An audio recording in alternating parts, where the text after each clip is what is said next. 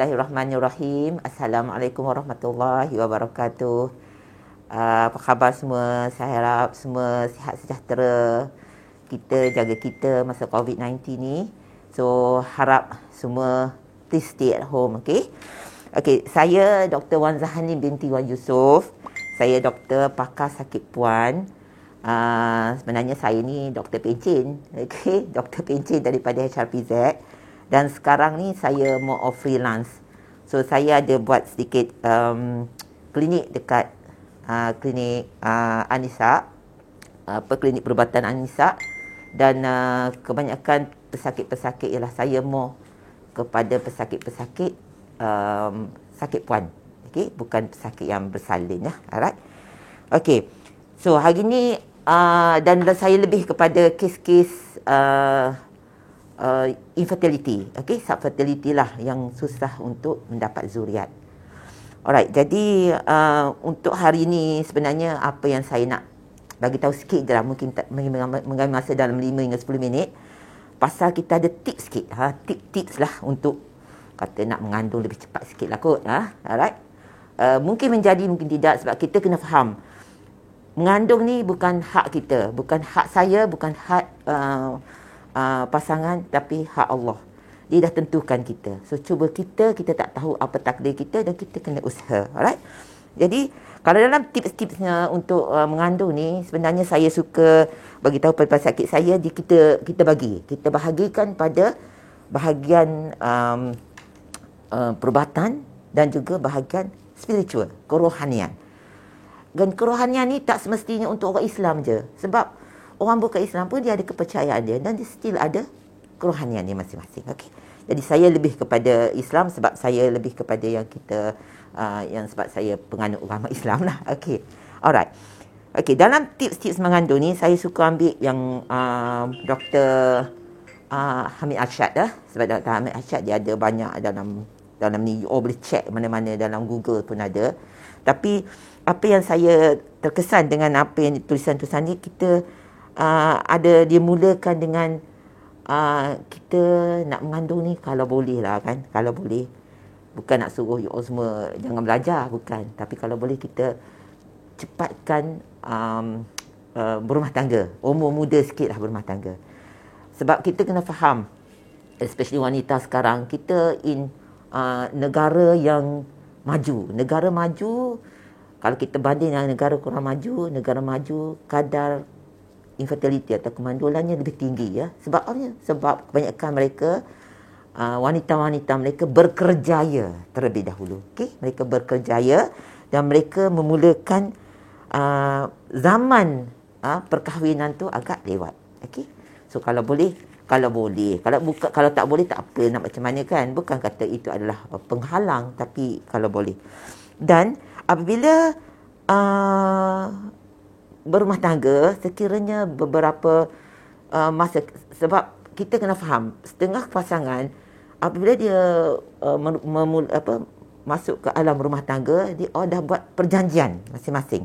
Okey, kita nak rehat dululah 2 tahun, kita tak payah dah nak 2 tahun, kita enjoy dulu, lepas tu baru kita nak mengandung. Ada, tapi ada setengah 4 bulan tak mengandung tu dah risau dah, kenapalah saya tak mengandung, okey.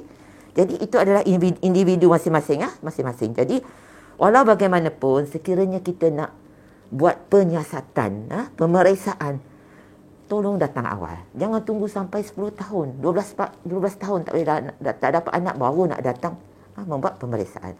Dan pemeriksaan kalau boleh datang bersama.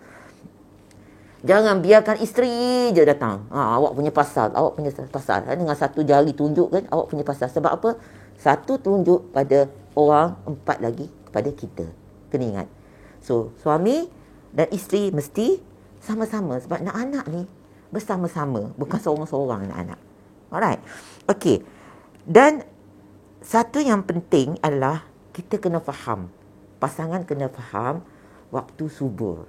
Waktu subur adalah waktu di mana telur tu, kalau dalam istilah medical kita panggil ovulate, ovulasi ataupun menetas lah, in other words. Jadi bila telur tu dah ovulasi berlaku, masa itulah masa paling subur. Dan bila masa paling subur, kita kena faham bila masa paling subur, dan hubungan kelamin kalau boleh dilakukan masa tu lebih kerap daripada yang sepatutnya. Dia ada range, dia ada masa dia.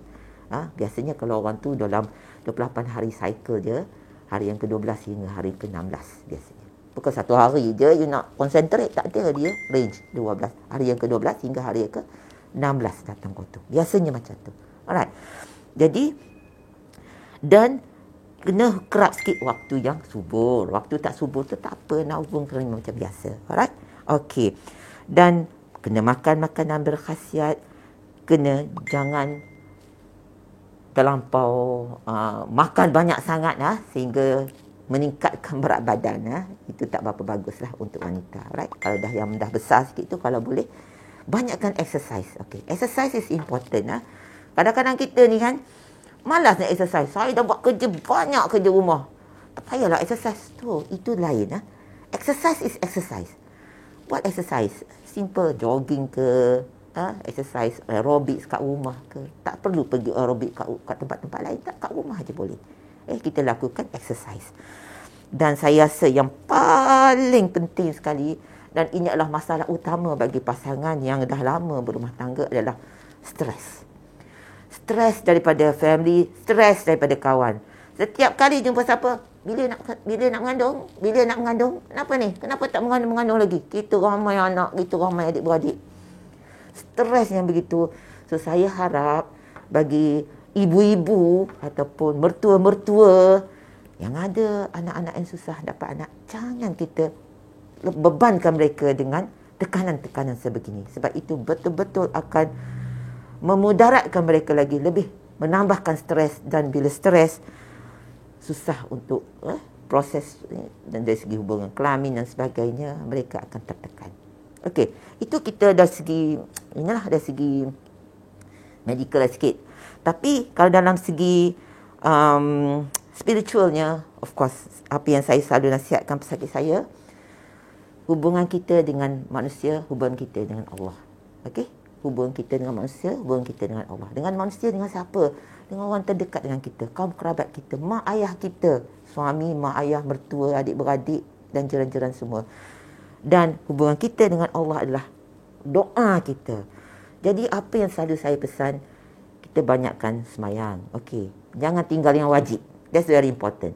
Dan yang sunat, kalau seboleh-bolehnya sebelum kita nak semayang sunat hajat ke apa, doa dulu. Semayang sunat taubat. Untuk apa kita nak minta maaf? Minta maaf. Minta ampun dengan Allah. Minta maaf dengan mak ayah. Minta maaf dengan pasangan. Minta maaf dengan adik-beradik. Bukanlah pergi-pergi minta maaf. Kata pelik pula ni. Bukan hari raya minta maaf. Bukan, maksud sayanya banyakkan bersabar, bermaaf-maafan di antara sesama. Dan doa adalah penting. Doa adalah sangat penting bagi saya. Alright? Dan doa yang selalu diamalkan dan selalu diberitahu adalah doa Nabi Zakaria. Okey? Yang mana Nabi Zakaria sentiasa berdoa untuk mendapatkan zuriat semasa dia di mihrab. Apabila dia nampak Maryam, okey, Maryam sentiasa ada dengan makanan daripada Allah, okey, yang diturunkan kepada beliau. Dia sentiasa berdoa, dan doanya kalau kita boleh tengok dalam surah Ali Imran, surah yang 3 ayat yang 38, apa yang dikatakan ialah apa dia kata, Rabbi habli min ladun kadzurriyatan thayyibatan innaka sami'ud du'a. Dia selalu doa kepada Allah dengan ikhlasnya, dia berdoa untuk dia mendapat anak. Okey?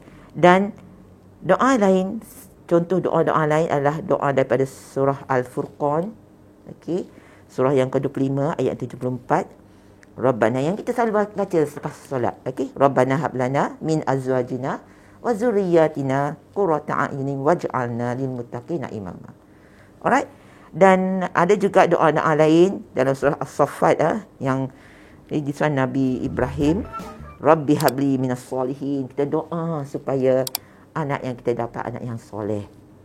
Bukan sembarangan anak, anak-anak yang soleh. Dan of course dalam surah Al-Anbiya pun ada yang doakan Nabi Zakaria juga. Dia kata apa?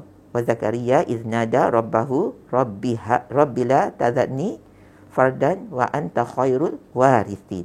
Dia nak yang waris yang paling baik.